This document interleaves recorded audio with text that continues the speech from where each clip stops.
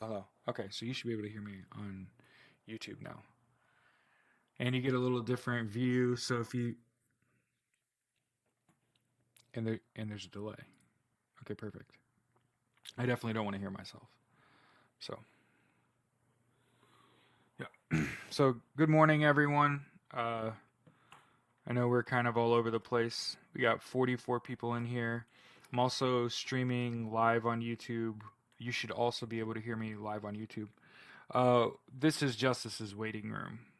Being completely honest, my confidence level has changed. You see, before this past weekend, I was just arrogant and super confident that you know most of remember how we've been going from the least common group of people to the most common group of people, and I kind of spoiled it. I did the math. I broke down my comments for y'all. I have like 50, 60,000 comments, so I have tons of stuff to go through. The biggest groups, excuse me, are of people are ardent supporters, um, people that just leave hearts on my posts, people that agree with me. I put them all in the same bucket. For the record, those are the biggest groups of people that agree with me. You want to have people agree with you, because if people are steadily disagreeing with you, like a significant portion of people are disagreeing with you, you have to be doing something wrong. The data is showing you. The commentary coming off of people is that you're doing it wrong. Right? So, what I had been deciding to do is to every day I'm going to go live on TikTok and on YouTube for an hour and a half at a time. Okay? What we're going to do is we're going to comb over the news. Okay? We're going to look for the same shit. So nothing's changing. I know there's people like, "Oh, I can smell change. He's live on YouTube. This is somehow going to alter the course of fucking humanity." No. I'm still going to do the same fucking shit that I was doing. It's just now I have a second camera that I'm occasionally going to break that fourth wall and communicate with. And that's one of the things that I'm doing that with Justice's waiting room is we are actually breaking the fourth wall, right? I, the creator, am talking to you, the viewer. So you can say stuff in the comments and it will spark a conversation. It might not go how you want it to go, okay? Because I'm not a conspiracy theorist. I live in reality. So a lot of people have been saying we are clamoring for the left's version of Joe Rogan. I will try to be funny as fuck. I actually think I might be capable of being funny. Hey, at least I'm humble about it. And I didn't waste an hour of your fucking time in Denver. Okay? And if you know, you know. Because that shit was not fucking funny. I don't care who you are. And he's also a Russia sympathizer. And if you know who I'm talking about, it is what it is. Okay? So people have been clamoring for someone like Joe Rogan on the left. I'm a fucking socialist. This does not go left of me. Okay? But here's the problem. I don't flounder in bullshit. Okay?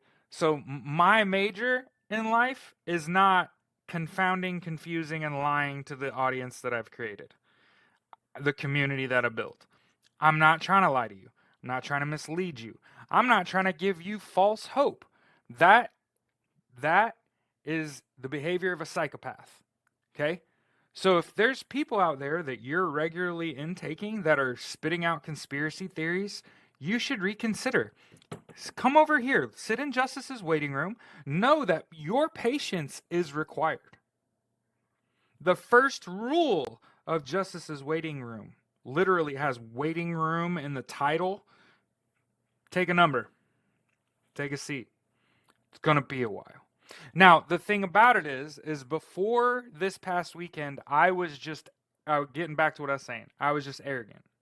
I was just confident.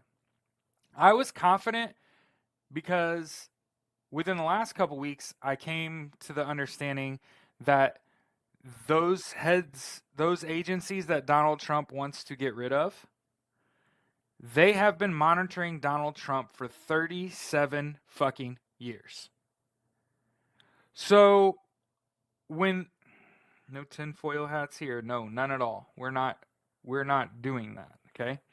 So, once you know those agencies have been monitoring him for 37 years, there was no way that he was going to get into power and shut those agencies down. You had to know that. You personally had to sit with, they've been investigating him for 37 years and then he's going to get into power and shut all them down. Oh, hell no. Mm-mm. And up until this weekend, again, I was just kind of clutching pearls, thinking, Jamie Raskin had said if the voters don't do it, we're just going to have to do it on January 6th. And I was like, okay, I guess that's just what's going to happen. The Democrats decided to lay low through the holidays. Wise, wise, going to save potentially a lot of relationships. A lot of people are going to go home and see their family. There's still going to be record spending for the holidays. Smart fucking move, Democrats, right? It puts a nice little bow on the end of their time in power. Is that, all this election, this ugly election mess, they waited until after fucking New Year's. You know, Deanne, it's coming to a head. Okay, and I'd been saying this whole time, like, he does have a path to the presidency. If he can muddy the result of the election, he could potentially get it to a friendly SCOTUS or to the states, and kind of crowbar his way into the presidency. It's a real possibility. It's frightening. Like, if you really sit with that for a moment, and I keep saying that, and I'm gonna use it a lot. I like it. Sit with it. Um, and you're like, fuck, he almost got there.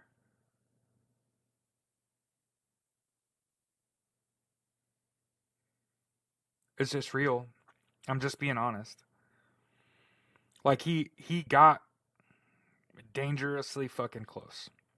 I want to make sure that I point out to everyone, because there's a lot of people that are still mad about shit from a while back that maybe you need to know at this point. Okay, so the first thing that I would tell anyone coming into my chat that doesn't fucking know who I am, my name is Jared Malott. I live in Indianapolis, Indiana. I'm 41 years old. I'm an Eagle Scout. I'm not only an Eagle Scout, I'm Order of the Arrow.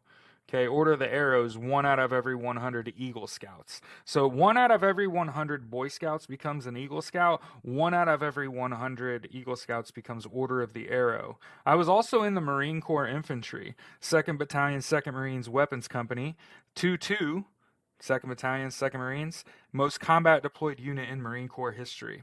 When I got to them, they were on their 5th straight deployment to Iraq. And so I always tell people, I'm not a fucking war hero, but I know some. Okay? Most of the guys that were in charge of me had been there, done that, got the fucking t-shirt a few times. Okay? And then I'm also a forever student. I've literally been in college in 3 separate decades. Follow me. When I graduated high school, I went to Purdue University as a flight student. I wanted to be an astronaut. Then I joined the Marine Corps, and when I came home from the Marine Corps, I got a degree from DeVry in social media, marketing, and data analytics. And my degree is actually graphic design, for the record. But underneath that is what I actually went to school for: social media, marketing, graphic design. And just so you all understand, like, why I don't work in any of those fields, is because that's a very powerful degree, and you could work wonders for companies. Hmm. You could be the difference between their success and failure. And when you have a moral compass and you recognize how powerful social media, marketing, advertising, how powerful those project management, how powerful those things are, and you work in the corporate environment, you know you're never using that for them. I'm never doing that for someone else. So I got an education that I was like, I'd only ever use that for me or someone I care about. Yeah, so I've helped people build their businesses and get their websites up, and I know all that business development language and shit and project management and shit, but I would only ever do that for a good cause. Do you get it? Like, I would never do that for a company that's like for profit. Hell fucking no. Mm-mm. Mm-mm. Mm-mm. I wouldn't do my best work. Um, yeah, yeah. ADHD. I have PTSD. I'm bipolar. I probably have ADHD. Yeah, fuck yeah. My brain's all fucked up, and I'm not on medication, which is part of the reason I have the like correct energy level for a show like this. Where, well, I gotta finish my thought. What I was saying. I was selling myself to you. So now I'm getting a degree from Purdue in data analytics. And oddly enough, I actually made that decision a couple years ago. So it's funny that this is becoming a wildly important subject right now, right? So, and I want to keep going on that same tangent. Okay, so now you understand. Like Eagle Scout Marine, about to be a fucking Purdue data analytics grad. Okay. Um, I voted Republican in 2004, I think, and then I've never voted anything but Democrat since, and I'll never vote Republican again in my entire fucking life. In fact, I actually am a firm believer in that we are living through the death knell of the Republican Party in the United States. And you just maybe you haven't realized that yet, where you're like, oh, he's right. This is gonna get ugly. And from what point, like from what stance is it gonna get ugly? Oh, it's because what's been happening since November 5th is the United States government, so that's the Biden administration, that's all these agencies, they've realized that a percentage of our population is brainwashed. And I went and did some research. And I want you to do research too. I want you to hold me accountable. I want you to show me where I'm wrong. When I say things, oh fuck, I forgot what my, god damn, I hate when my brain does that. I forgot what I was talking about. Fuck.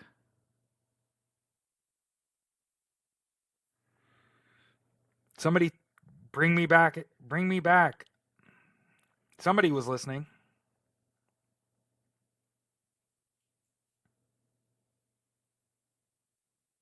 Electoral college was designed to circumvent stupidity. Yes. Analytics. Oh, fuck. So, I, like many of you, not only like have never really voted anything but Democrat anyway, and would never vote Republican. And like I said, we were watching the death knell of the Republican Party. It just doesn't feel like it yet. They're still loud and wrong at this point. Um, and right now they're living with, well, it's not a half, Carol. Let's do math. I like to do math. So this part of the show is Jared reads a comment and goes on a tangent about math. So half of the country didn't vote for him. Let's just be real. Let's talk about it. At this point, a little over 77 million votes were cast with Donald Trump's name on them, and this is before you consider that he interfered, cheated, and did literally everything he could do to manipulate the outcome of this election. And if you're failing to acknowledge that, then your whole point falls apart, right? Because you're living under the presumption that those 77 million votes are somehow one half of 335 million. That's the number of people in the United States over the age of 18, whether they can fucking vote or not. So when you say 77 million is one half of 335 million, I'm going to tell you wrong. That's a little under 24% of the population. So the reality is that less than a quarter of the population voted for Donald Trump. Okay? Now, what we can also do, because there's going to be people that are going to post in my comment section that are going to say, Jared, you got to understand that not every American citizen can vote. And you're going to try to talk down to me like I'm fucking stupid, when the hardcore reality is I'm also aware that there were like 100 and, what was it, 69 million registered voters. So let's do 77 million by 169 and we get about 40 fucking percent. So even if we took the lesser number, the number of registered voters, and then we said 77 million people out of the number of registered voters voted for Donald Trump, it's only 40 fucking percent. So cool it with the half of the country's fucking racist talk. They're trying to fucking divide us up. That's part of the fucking problem. Is that there are people out there that have to have someone to fucking step on. They have to fucking have it. I've been saying the overarching philosophy of the Trump campaign is fucking racism. If you can't fucking admit that, you got a whole problem you got to unpack. Okay? Hey, somebody said registered voters isn't even the whole voting population. You are only fueling my argument by inflating the smaller number, right? Because I had said the entire population of the United States means only about a quarter of the pop voted for him, and then somebody in my comments just said like, "Hey, unregistered fucking voters are part of the voting population as well." Yes, the fuck they are, because they could register to vote same day in some states. Did you know that? In some states, you could register and vote in the same day. States that like love democracy and want more people to vote. I want everyone to vote and everyone's vote to be counted. If anything, I think that this election should be the final nail in the coffin for the your vote doesn't matter argument. Okay? Because your vote is wildly important. Your vote is so important. What? Somebody flagged me for saying your vote is important. What? Jesus. Y'all are going to have to go to YouTube. You're going to have to go to YouTube. Okay? 83 people in here. I know you don't like YouTube or whatever. You prefer your little TikTok. But I'm going to post my link to my live. It's the same words, babies. It's just a little different angle. And I can actually move my camera. Okay? I can move my camera so it's right here. Okay? So it's, you get what I'm saying? Like it's the same thing. You get what I'm saying? Your woke is important. But yeah, yes, your vote is important. Your now it's just this. Okay. So I know you're all wondering what is this behind me? This, if you're on YouTube anyway, there's this white board behind my head. It was a gift. It's canvas and it has Stampede Blue Colts cast on it.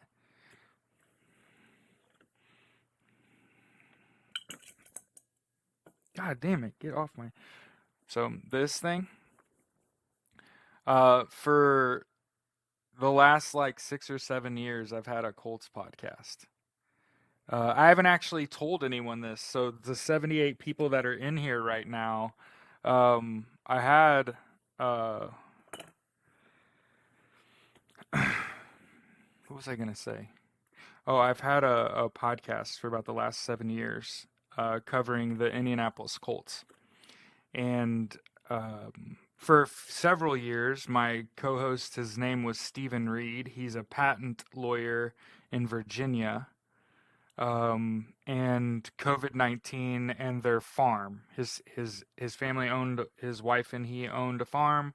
COVID hit, and he was like, I have to take better care of my farm. Our animals are suffering. Okay, so what I did was I was a Vox Media employee for 6 years covering the Colts through Stampede Blue, which is the on the board that I just showed you. So Stampede Blue Colts cast. For 3 years, my co-host was Stephen Reed, and then he had to step away. And then I got a new co-host. His name is Mateo Calise. Mateo lives in Argentina. He's 24, 25. He has a degree in finance. And he had to move back in with his parents because Argentina elected a far-right president. Argentina instituted far-right policies which have drove up inflation, and that's why our podcast hasn't been produced lately. I haven't told anyone that yet. This is the first time that's come out of my mouth. for other people to hear. And we actually changed our format of our podcast so that we talk about the Colts and the Pacers and the Fever, because the Fever drafted Caitlin Clark and she's a fucking phenom, and the Pacers are competitive. So now, I mean, and I'm not crying, so this isn't me like whining and shit. Okay, okay. We should move this. We should move this. Let's move this back. God damn it. Moving.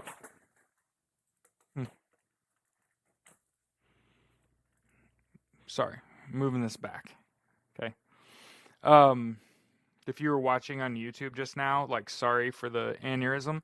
Um, what was I saying?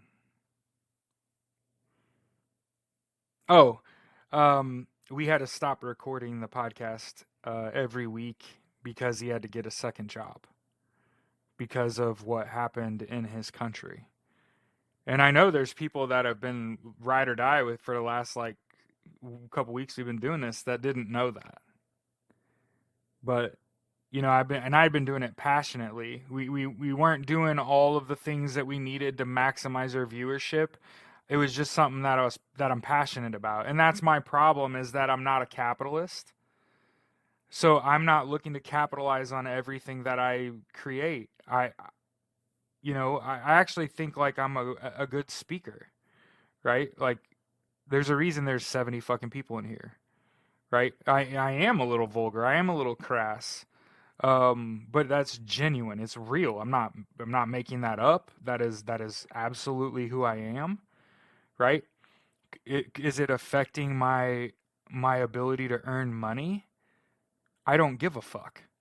So for the record, there's gonna be people that are like, "Hey man, you're not maximizing your ability to profit off of your material." And it's like, "But what if I'm not here for that? What if I have a message? What if I care about the truth? What if I want you, the people that are concerned about the future of our democracy, what if I want you to sleep at night? What if I want you to go through your workday with confidence and knowing that although they're not out here hand holding us and guiding us through these dark times, I actually think me giving you a little bit of confidence helps you get through your day, and not letting those brainwashed people that are like, fuck yeah, MAGA, we got you motherfuckers now, can't wait to start deporting you. Just understand that deportation is a violation. I just got a phone call from a marketing company, for the record, in case you were wondering how fast life moves.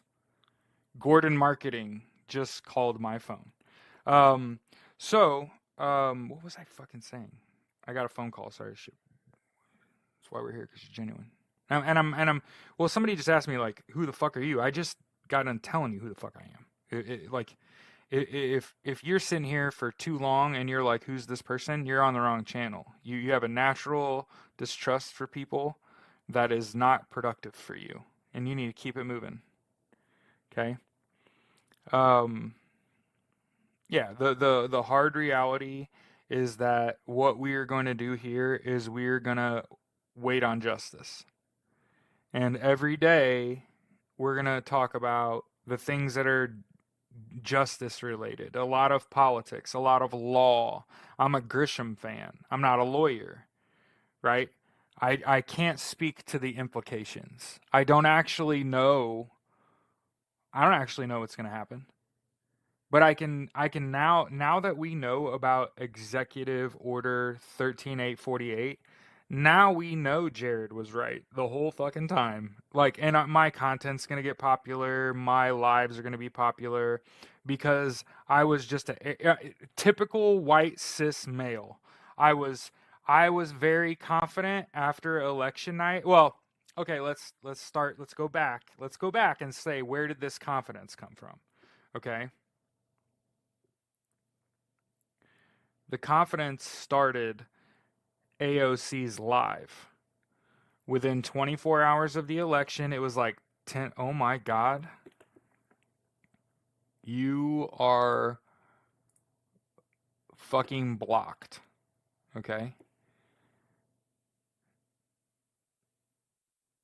Don't ever come into my live and try to join it. It's never happening. In fact, I'm going to start blocking the people that do. So know that if you come into my live and you try to join my live, especially if we don't know each other, if we're not mutuals, if we haven't regularly integrated, communicated in the chat, you're not ever speaking on my live. Just sit with it. Sit with that. Know that. I'm going to have to interact with him. He's going to have to get to know me and trust me and think that you have something to contribute.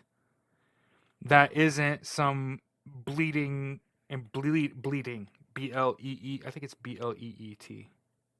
It could be B-L-E-A-T. Bleeding. Right? You get no fucking airtime.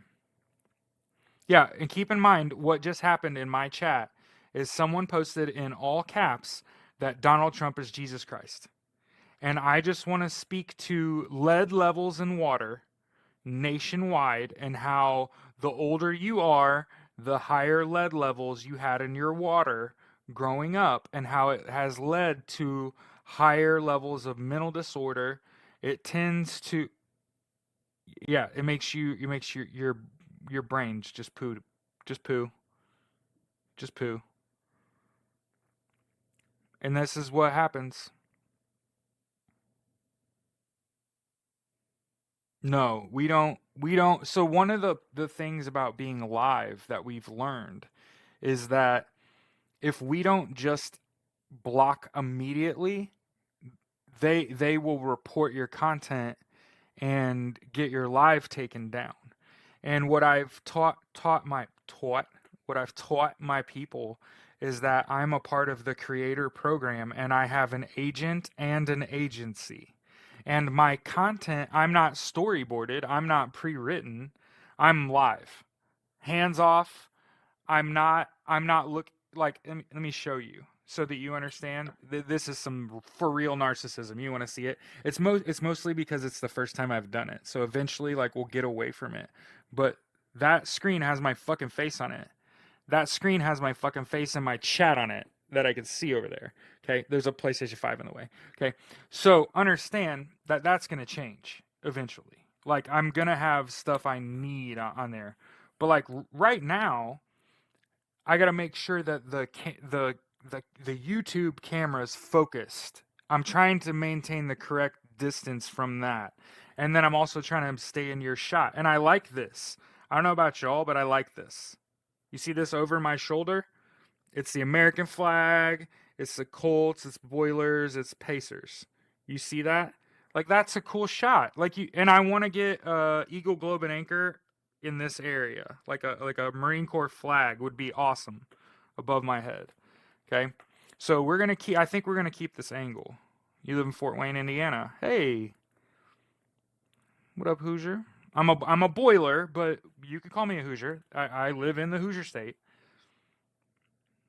Yeah, I'm boiler the fuck up. Hammer down. Okay. Those are appropriate greetings for a Boilermaker. Boiler the fuck up. Yes. And hammer down. Savvy? Fuck yeah. See? And look, they only used one extra exclamation point.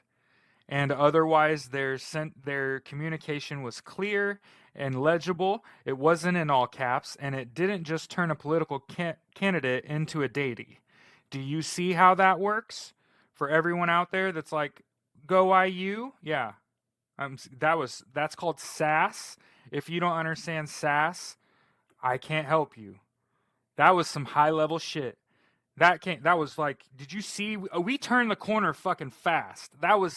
We were drifting full speed through that shit. Like he also shit on IU and their entire fucking fan base. Yes, that's right. I challenge IU fans to spell your head football coach's name without looking it up or getting it wrong.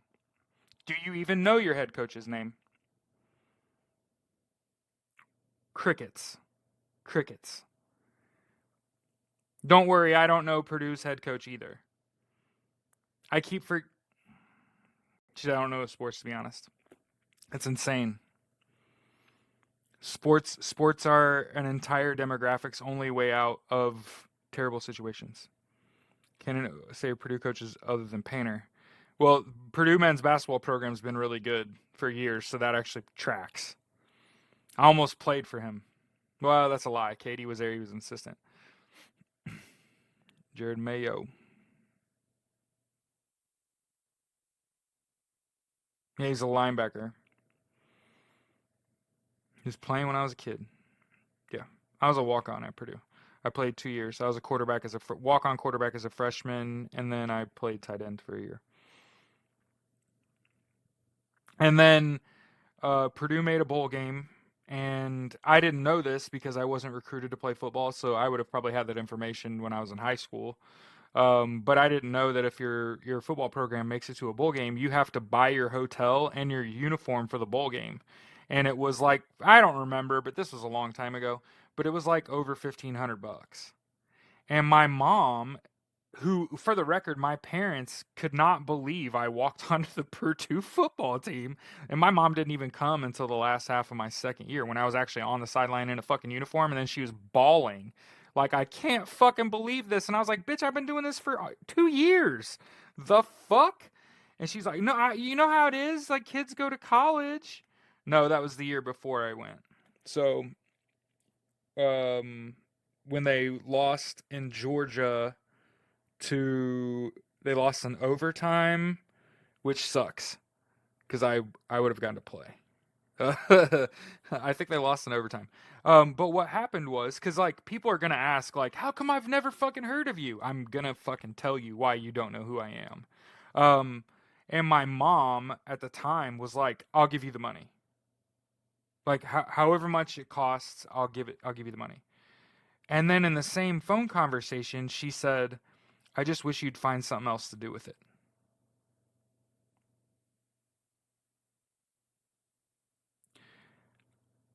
So it was a weird spot because you're like, you didn't even believe I was doing it.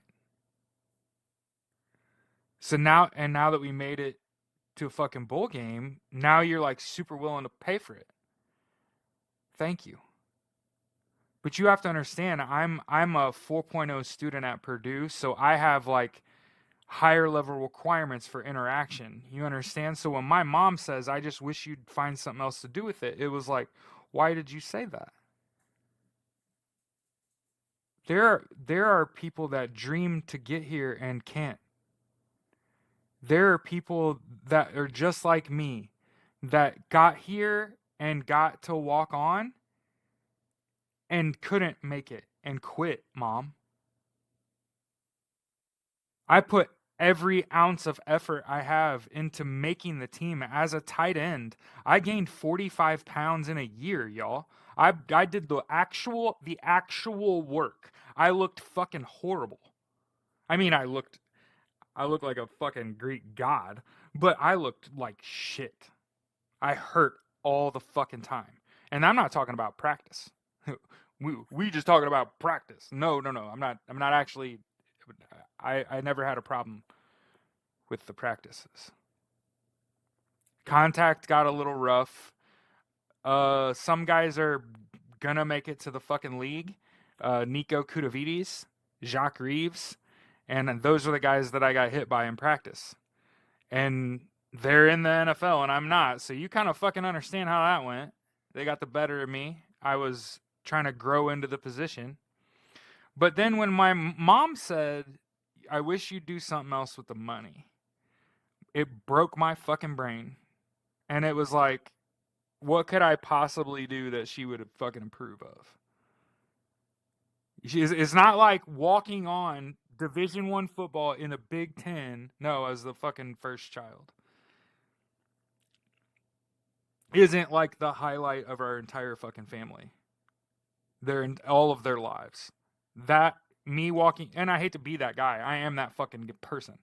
Like me walking on a Purdue's football team and then being asked to come back by Joe Tiller, rest in fucking peace, sat me down, watched my highlight reel from high school, and was like, "Why the fuck didn't we recruit you to play tight end? Can you gain weight?" And I was like, "I guess we're about to fucking find out." And I gained 45 fucking pounds. Started playing. I actually got to play. And then, like I said, they made a bowl game. I talked to Coach Tiller. I went and sat down with him, and this was going into year 3. And he said, "There's no penalty if you don't go to the bowl game."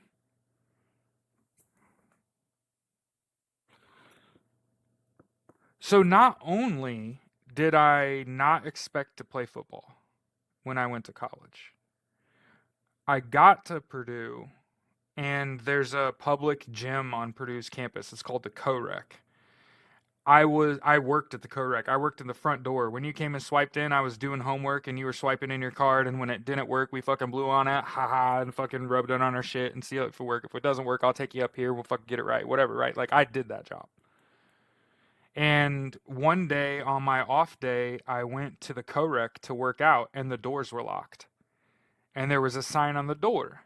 And it's basically, the sign on the door said, if you really got to work out, go to the IAC, or I think it's Intercollegiate Athletic Facility, IAF.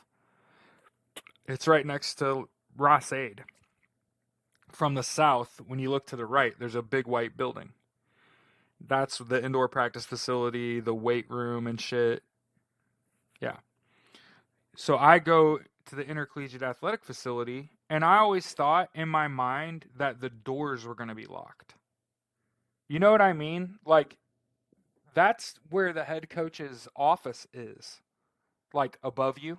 Like, that's where Joe Tiller's office is. I always thought that facility was going to be, like, locked. They weren't going to let anyone in. And on my mama, the doors were open out. And there was a girl in a Purdue t-shirt and a tennis skirt with a clipboard in her hand. And she, I walked up, she's like, "Hi, are you coming to work out?" And I was just like, yeah. And she's like, "Okay, do you need a towel?"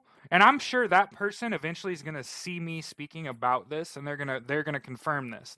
There was a girl that was doing the same job that I did, except she, instead of sitting at a desk or sitting at the turnstile, she was out front with a fucking clipboard. And she took my ID, swiped me in, gave me a towel, and then she dead ass on my mama, she goes, "Do you want to play football?" "What did you just say?" And she handed me a sheet of paper and she said, "If you come to 80% of workouts, they'll let you walk on." Clearly they needed people. I can admit that. They just went to the Rose Bowl the year before. Drew Brees took them to a Rose Bowl, and so they did need some people. Yeah? And so the girl's like, "What position do you play?" And I dead ass said quarterback, even though I never got to play quarterback in high school, for the record. We'll talk about that. That's like a darker story. Is not getting to play fucking quarterback in high school. We'll tell that story some other time. But she was like, "Okay, here's the workouts for quarterbacks. Here's when the quarterbacks work out. Here's when they throw. You might want to get up with them." And then ultimately, my freshman year at Purdue was 2002. My roommate got kicked out of Purdue for graping a girl before Labor Day. So I actually lived in a dorm on Purdue's campus by myself for most of my freshman year of college, and also played football, and also got asked to come back. So I walked on, and what my job was my freshman year was to learn the opposing offense and teach it to our defense. And so as much as I was a scout team quarterback, I actually also ran the meetings where I would explain what offense, Northwestern's offense at the time was like a triple option, play action heavy, very difficult to defend offense. I taught our defense how to defend it. So, my freshman year, I was like the fourth or fifth quarterback. Very rarely wore pads. I mostly wore a red jersey and played catch, and I didn't have near the fucking arm that Kyle Orton, or here's your name and names, right? Kyle Orton and Brandon Kirsch. And there was even another quarterback from Sullivan, Indiana, that was the emergency quarterback. And then there was me. I wasn't even on the roster. Okay, it was just a lowly fucking walk on. For the record, I didn't get treated like shit. So everybody always bitches about everything that they go through, and they're like, "Oh my god!" And they also fucking treated me like shit. They didn't treat me like shit. I was useful. So after my freshman year, I got asked to come back. Come back, play tight end, gain weight. It'll be fun. It was fun. It was fine. Actually, it was fine. It hurt a lot. I would 3 to 4 days after contact practices, I was still sore, and I wasn't sore like that in high school. So a lot of people have wondered, is there a difference between like high school football and college football? And fuck yeah, there's a difference between that broke ass Honda and a goddamn Ferrari, and shit hurts. You got to realize, football, we are basically a bag of bones. And football is a bag of bones with armor on it, running into other bags of bones with armor on it. So shit hurts. Our bodies hurt when we smack into each other. So if you think about what I just told you about how I was sore for days after games, after practices, and my mom, for some dumbass reason, put that little birdie in my head. You know, you don't have to go. I'll pay for it. Find something else to do. And so we've lost a bunch of people. So a bunch of people are just like, he's going to sit there and talk about football all day. Actually, no, what had happened was, is that I joined the ski and snowboard club. I played club volleyball, actually. We played a full Big Ten schedule. We still traveled. I still was on a team. I still felt camaraderie. We won together. We lost together. We laughed. We cried. It hurt. It was easy. I didn't hurt for 4 days between games. As far as the ski and snowboard club, I also got to go on a 2 week ski trip of my fucking life that I'll never be able to afford, and it only cost me like $1,500. So when I was at Purdue University, and this is 20 plus years ago, okay, I joined the ski and snowboard club just in time to go on their annual ski and snowboard trip, which was 13 days. I flew out to Colorado. I stayed in a cabin with people I knew for 6 days and snowboarded only the best places in Colorado. Breckenridge, you name it, in that area. It was fucking insane. Now, the cabin and the lift tickets, several thousand. Just for me. Yep.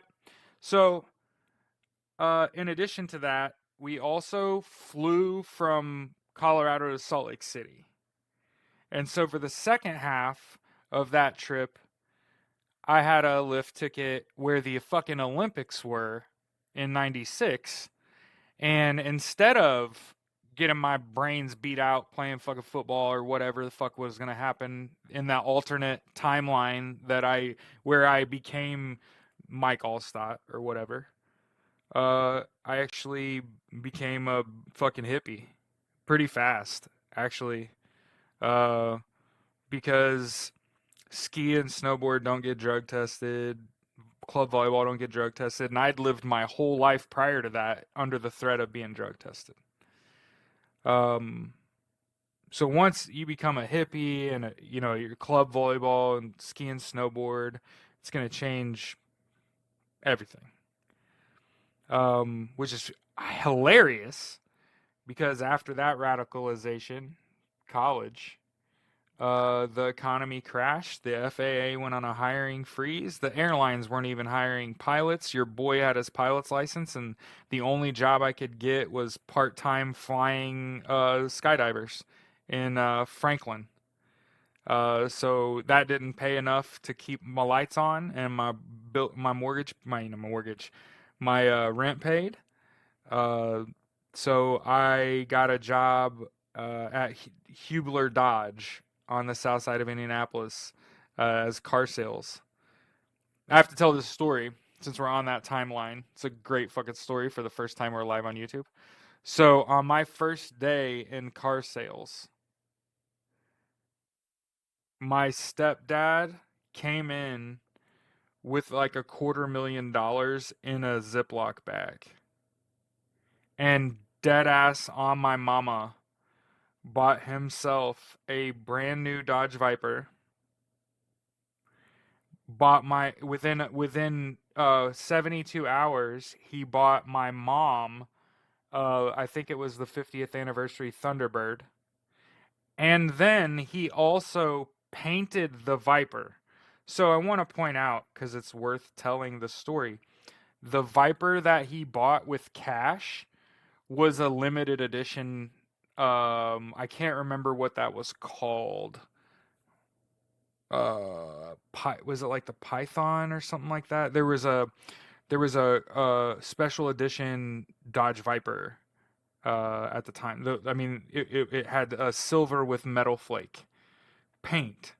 And like, think about, have you ever even seen a silver Dodge Viper? I've never seen a silver Dodge Viper. So that's kind of how you know it was like a limited edition. And again, on my mama, he brought it back and wanted it painted matte black. So that guy came back, paid like $8,000 because they really didn't want to do it. And they even told him, I'm going to charge you $1 million because I really don't want to paint a collector's item. And they dead ass painted it. And then he traded it in, got killed on the trade, unalived. This is for entertainment purposes only. And got the Viper truck instead. And it got repossessed. He was obviously terrible with his money. Because by the time he had bought the Viper, got the paint job, bought the Thunderbird, he didn't have money left to buy the Viper truck with cash as well. So he had to get a loan, and that ended up getting fucking repoed. So imagine that. Imagine your first day in car sales, and your stepdad walks in with $250,000 in a Ziploc bag, drops easily $100,000 on a Viper, spends another 60, 70K, I'm guessing, on that 50th anniversary Thunderbird for my mom. It was baby blue. Powder blue. Sorry, powder blue. Not baby blue. Powder blue. And then also came back, traded the Viper back after he got it painted, and bought a Dodge. He waited for the record, he was the worst. So I know everybody's listening to me tell this story, and there's like, this only goes like two fucking ways.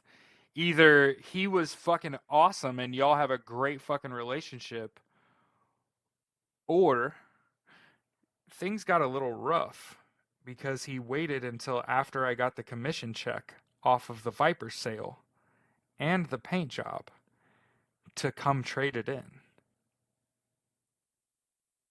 I was getting 13 to 16% commission off that. And then he got a loan on the truck, and I got that too. I got the commission off that too. But someone said, I bet you I got one. That one.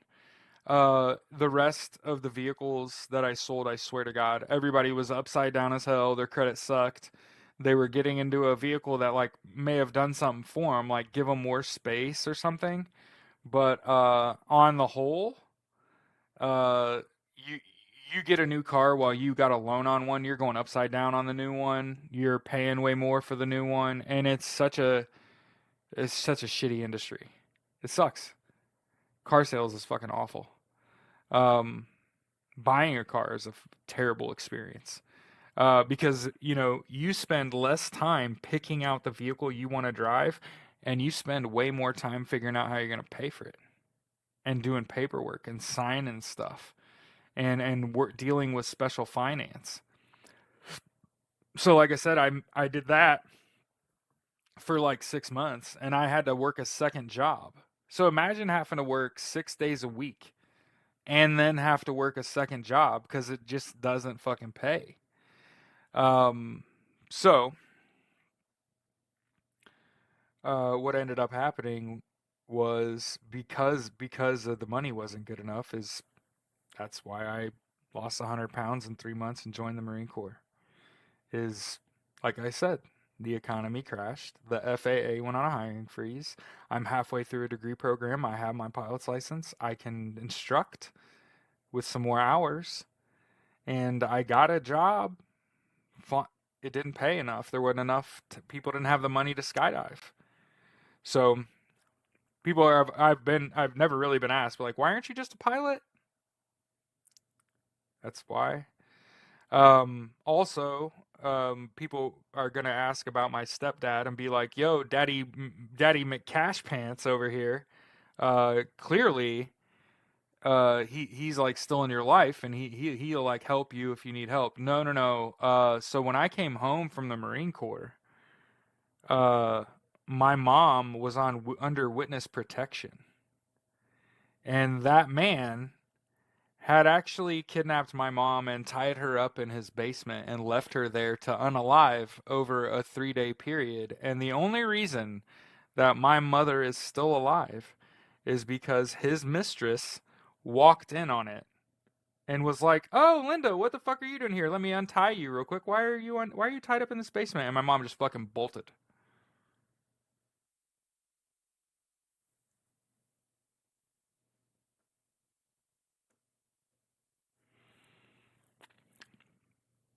So yeah, um, my mom like sued. They got a divorce. She got a lot, and I mean, she bought a house. You know what I mean? She had to be under witness protection for a while. Um, but yeah, so people were asking about who are you? I was telling you about myself. I'm sorry that that killed half my audience. Um, it's just people want to know who are you. You got it. But yeah, I want to make sure that I encourage you to follow Nicole.m.D'Angelo. She's doing great data breakdowns, and she's a pianist by trade. She's just a piano player. Uh, and if you look at her content lately, she's just feels just like we do. That what did he do for a living? He was a Delta pilot. He was a retired Delta pilot and part owner of the Sands Casino in Las Vegas. His name was Greg Law. He's a massive piece of shit. I fucking hate him. He scared my mom. So, for like forever. Like that will have a lifetime impact on her, and I don't know that she'll ever realize it. You know what I mean? It changed her how she talks to people and interacts with people. And my mom's name is Linda. Hmm. We don't we don't get along.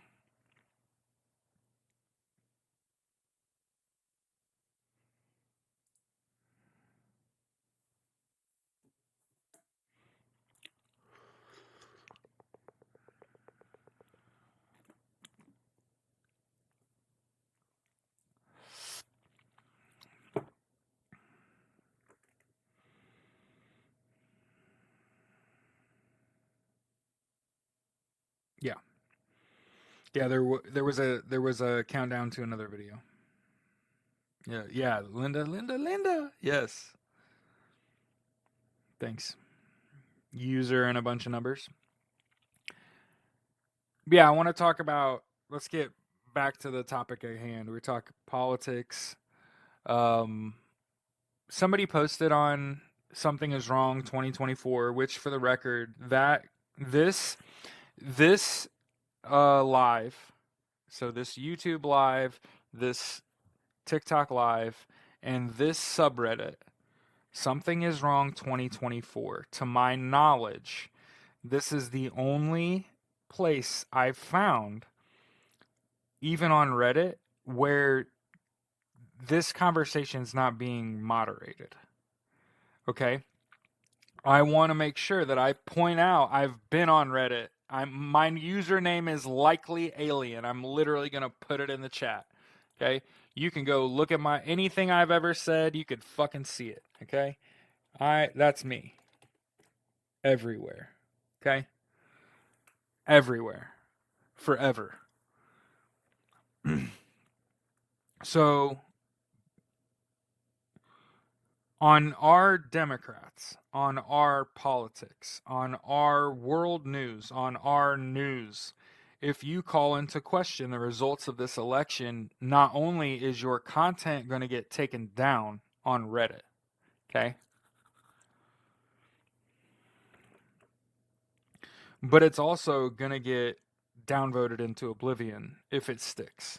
So even if you make something that's gray area, calling into question the result of this election, you're just going to get the worst side of the internet. You know, I've been saying for a long time there are not very many safe places.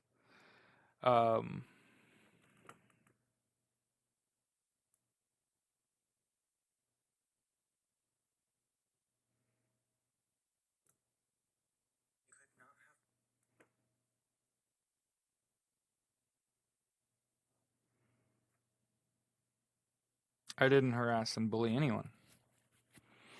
So I got my live status removed on TikTok for bullying and harassment, and I would argue we weren't bullying or harassing anyone at any point.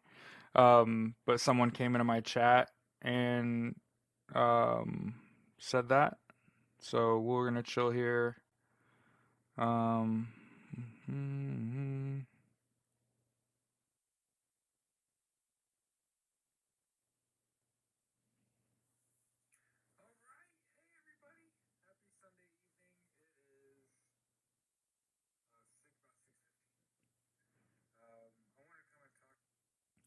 So remember, I'm of the perspective that, like, as long as we're not like doing something wrong,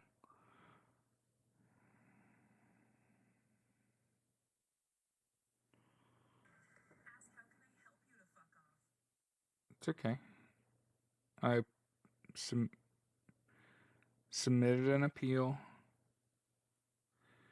and what will happen?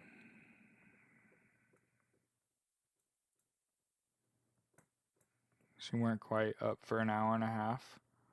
We've only been for an hour, so you got about a half hour left.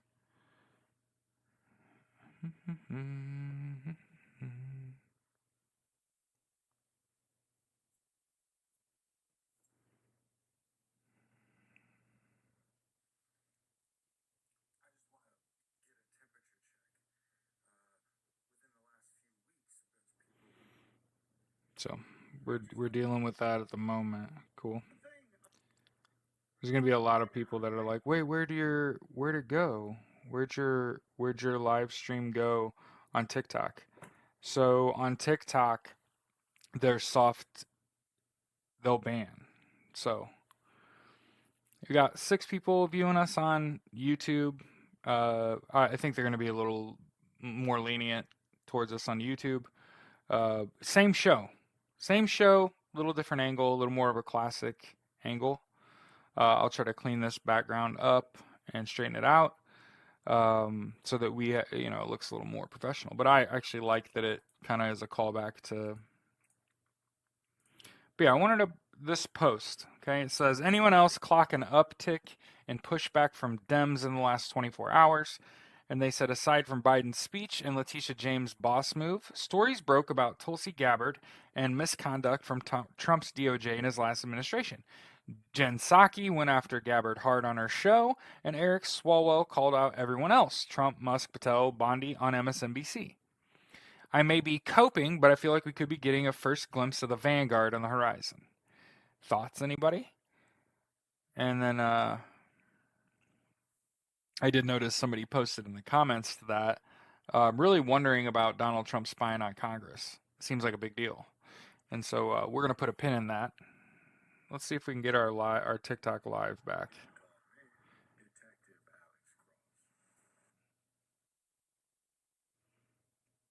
I don't think we were bullying anyone, so.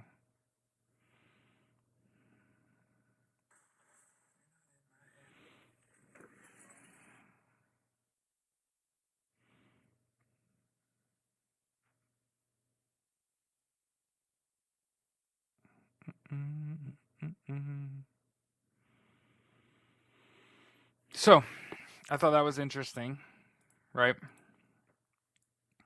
The thought there, like, and also, please,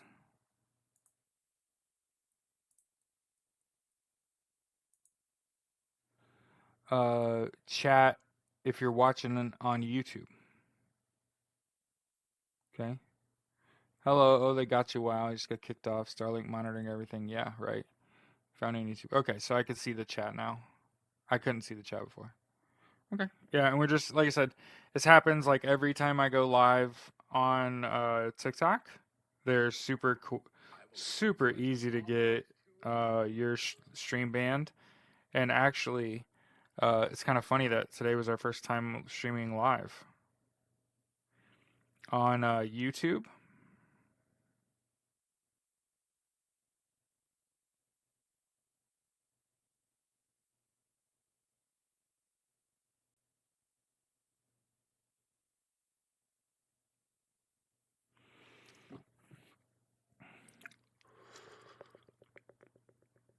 Mm-hmm.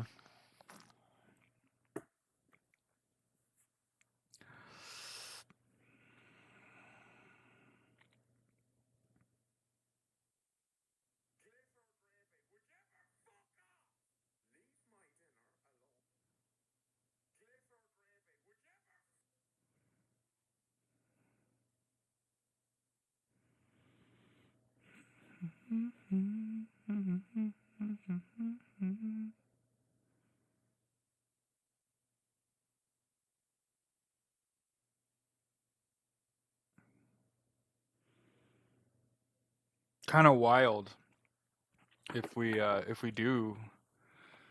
Um, anyway, so we can minimize that. We should have that up. Because then I can see, okay. Category? Where do we? Education, entertainment, news and politics, save. There you go. Change it from sports, because there are people going to be like, this isn't about sports.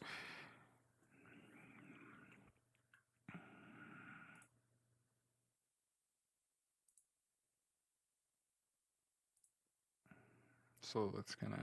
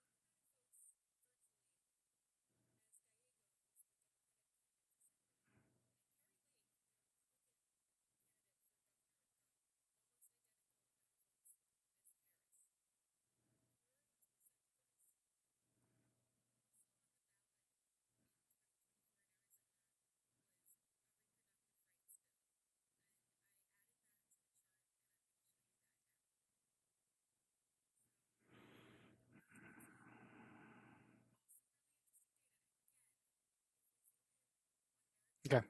Sorry about that. They can't silence everyone, but they try and we'll be mad if T2 does. does get banned. I think it'd be better for everyone. I don't know about that. I don't know.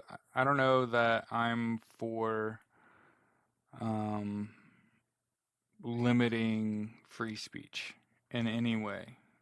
You know, I also I don't want to have to move to another platform like what is it called? Lemonade.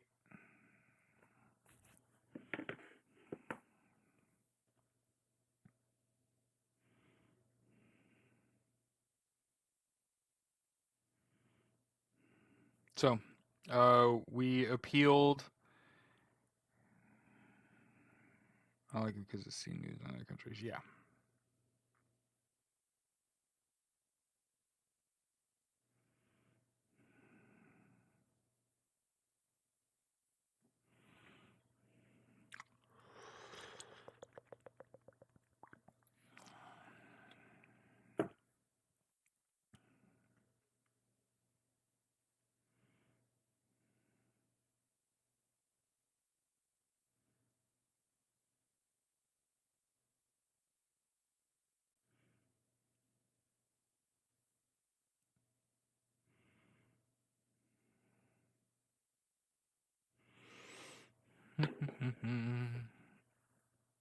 Yeah, I get what you're saying, Brasher. I get. I mean, it's not like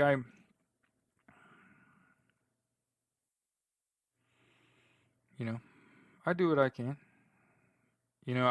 I've managed to skirt a ban so far, and I think we've been pretty provocative. You know, like what we're attempting to do is sort of uncharted territory for the left. What my live is attempting to do, what my content is trying to do. There are going to be issues. We're lucky right now that there's only a handful of people in here.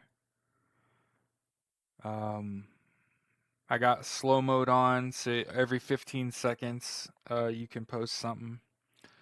Um, but yeah, the losing TikTok is kind of one of them things. You know what I mean?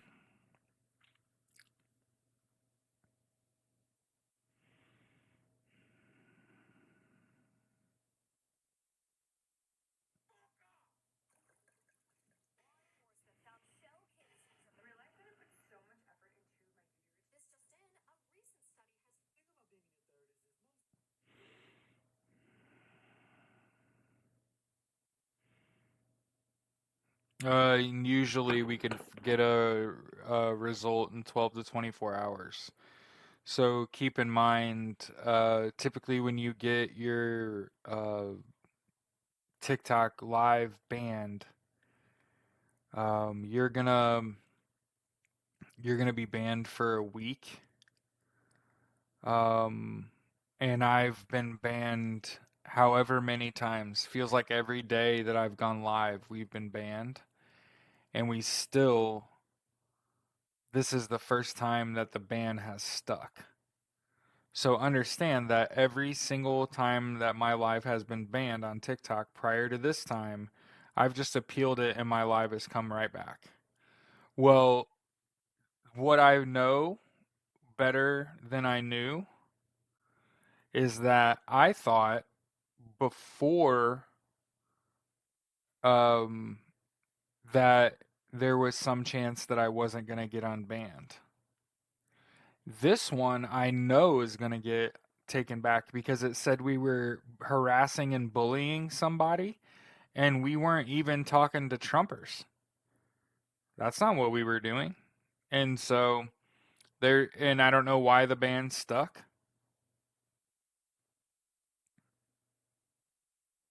Yes, I have. I have bullied Trumpers in the past. But like I said, typically you're getting banned for something in your recent history. So what I'm guessing happened there is called brigading, where one person came in, probably got banned right away, and then they're in a group chat.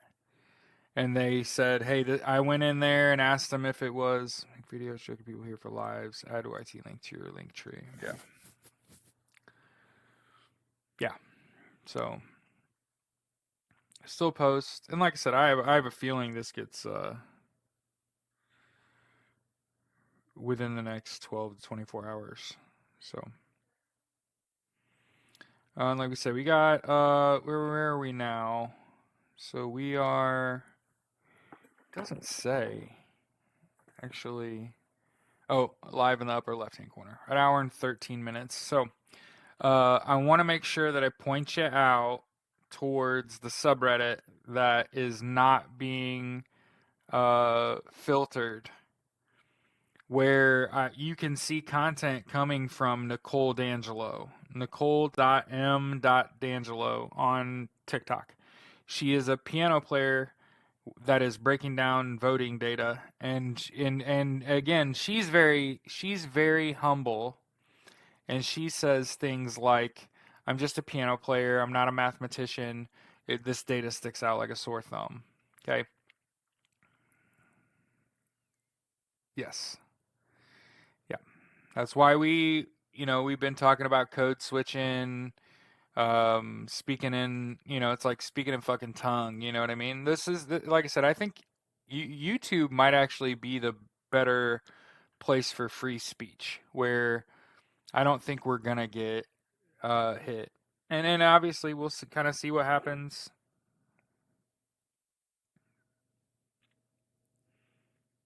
Yeah. So it's not harassment and bullying to insta ban someone when they come into your chat and ask it if it's MAGA. I'm not required to entertain a fool. So we're gonna keep doing what we're doing. We're living in reality. We're not talking about conspiracy theories. We're not Blue Anon. That's not what this is. Tim Waltz joined Blue Sky.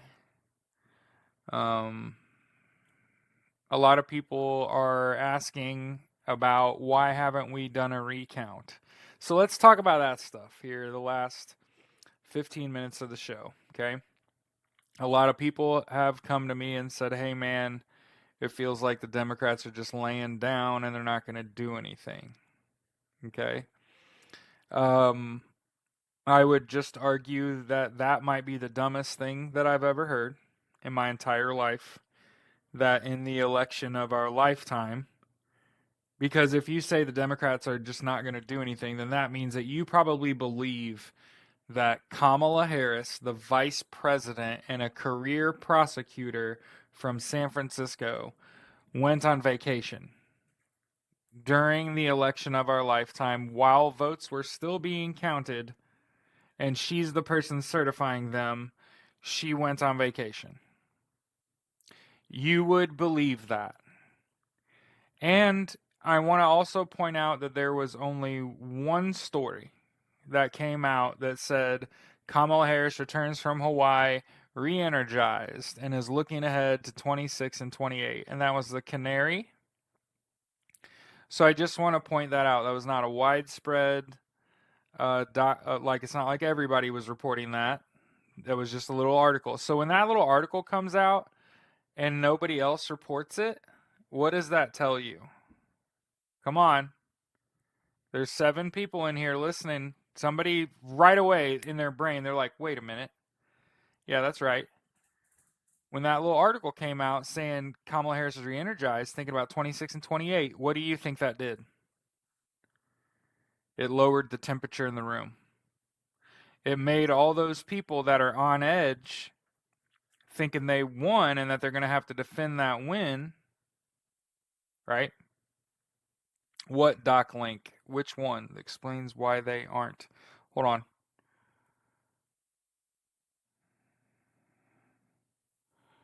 Well, Kim, so let me get we gotta talk about this, okay? I gotta make sure my audience knows this. Okay? So the first thing is that before the election in September, and I'm guessing it had a lot to do with Joe Biden renewing Executive Order 13848, But Jamie Raskin said in a video interview that you can go watch. Like, you can Google Jamie Raskin says Donald Trump will not be president. And he says, and I'm trying to quote him, if the voters won't do it in the election, we'll just have to do it on January 6th. And that's tell Donald Trump that he's not eligible to be president because he's in violation of the 14th Amendment, Article 3.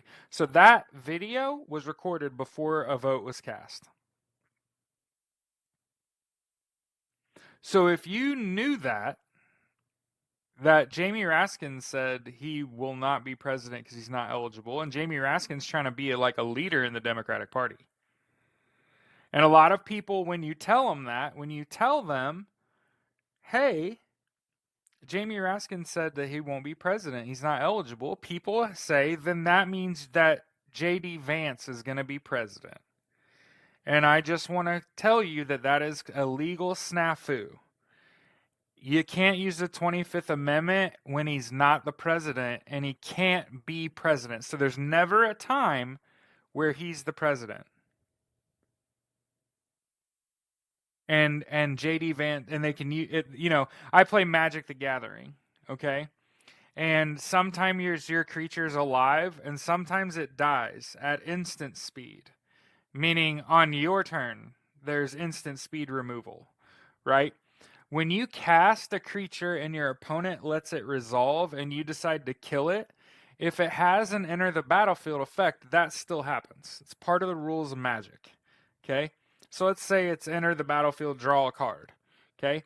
So regardless of your timing on that cast trigger, and follow me here, follow me. Regardless of your timing, the creature existed, its enter the battlefield trigger goes off, and then it dies, okay? It unalives. So what is happening on January 6th is Jamie Raskin's going to say, Donald Trump, you cannot be president. The president of the United States will be Kamala Harris. You're going to have to be forced to concede this election because you aren't eligible to take office. And there's going to be a big hubbub about why not the 25th Amendment. And I'm just letting my audience know. Okay. Trump's concerned. Yes. And Kimberly, that's because they always drop lesser charges for greater charges.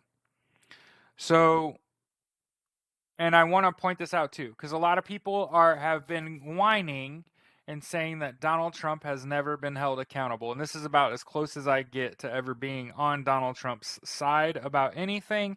And I'm not actually on his fucking side. Okay. Donald Trump has zero personal business interests that are successful. He has failed at almost everything he's done. He also came from material wealth. His daddy gave him $400 million. And I just want to point out that the only time in his entire life that he's ever been up money is right now. And he's only up money on paper. Truth Social is about 85% of his net worth. Okay? He has to divest from that via the emoluments clause in order to become president. And as soon as his name is no longer attached to Truth Social, its value plummets. And whoever buys those shares that he sells is going to sue the shit out of him. Because that's money laundering. It's racketeering, it's a RICO charge. So that can't happen. None of his appointees have passed a background check. Not a single fucking person's passing a background check. He can't sign transition paperwork that would literally give him money to transition. That would literally help the people that he's trying to make cabinet members. It would help them. It would give them money and access to resources that aren't money. And that's not happening either.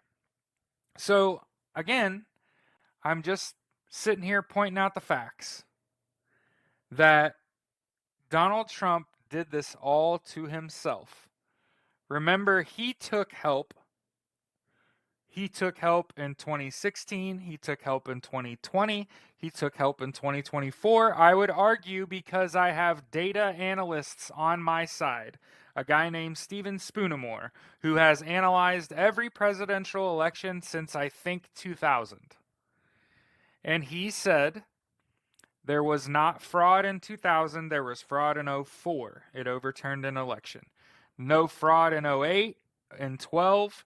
In 16, there was interference, but no fraud. In 20, there was fraud, but there was not enough to overturn the election because Joe Biden was a real political candidate. Yeah, notice he won by like 7 fucking million votes. It was never close. Okay? And then when it comes to this election, a lot of people have taken the result that is in front of them right now as Bible. And I just want to point out how dangerous that is of just believing everything you see, taking everything at face value, expecting that this is just the way it's going to be. Okay? Understand that Donald Trump fucking cheated in this election. He not only cheated in this election, he interfered in this election. He committed election fraud. He committed voter disenfranchisement. He broke every fucking rule in the book as it refers to this election. And he thinks, just like a lot of people that listen to my content think, that he's just going to get to be president anyway.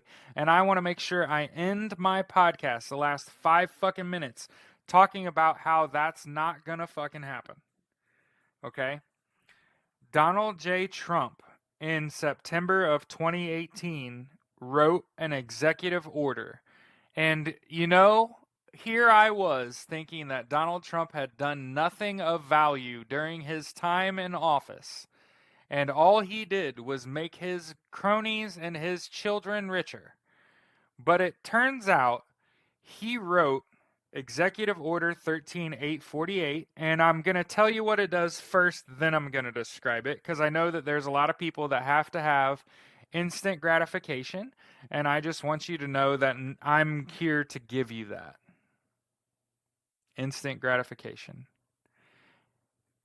Executive Order 13848, what it does is it takes potential election crimes and it turns them over to the Department of Justice after they get to do the investigation.